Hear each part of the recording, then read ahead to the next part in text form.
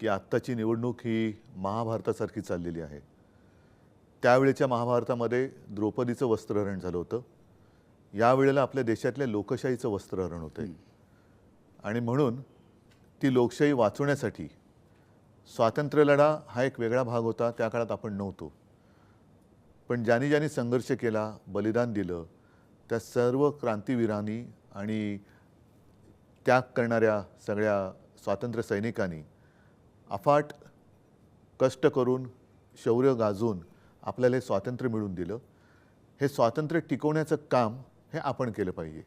आणि पुढचा जो तुम्ही प्रश्न विचारला त्याचं उत्तर हेच आहे की धनुष्यबाण ते मशाल, लोकशाहीचे धिंडवडे निघत आहेत. संविधान पाळलं जात नाही आहे.